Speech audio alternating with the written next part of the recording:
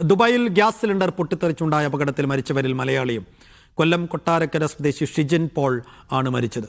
ദുബായിൽ നിന്ന് അക്ഷയ് വിശദാംശങ്ങളുമായി ചേരും. ദുബൈയിലുണ്ടായ ഗ്യാസ് സിലിണ്ടർ പൊട്ടിത്തെറിയിലും അപകടത്തിലും ഒരു മലയാളിക്ക് ജീവൻ നഷ്ടപ്പെട്ടു എന്നുള്ളൊരു വാർത്തയാണ് ഇന്ന് പുറത്തു വന്നത്. മരിച്ചത് കൊല്ലം കൊട്ടാരക്കര സ്വദേശിയായ ഷിജിൻ പോളാണ്. 27 വയസ്സ് മാത്രമേ ഉള്ളൂ അദ്ദേഹത്തിന്. ഒരു വർഷം മുൻപാണ് പാലക്കാട് സ്വദേശിയായിട്ടുള്ള ശ്രുതി മോഹനുമായി ഇവരുടെ വിവാഹം നടക്കുന്നത്. 8 മാസം മുമ്പാണ് പിന്നാലെ ഷിജിൻ ദുബൈയിലേക്ക് പ്രവാസത്തിലേക്ക് എത്തുന്നത്.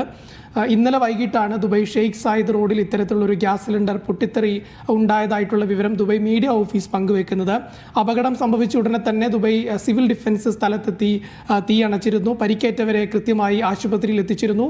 ഏറെ സങ്കടകരമായ ഒരു വാർത്തയാണ് ഇന്ത്യക്കാരെയും അതുപോലെ തന്നെ മലയാളികളെയും സംബന്ധിച്ച് ദുബൈയിൽ നിന്ന് പുറത്തു വരുന്നത്.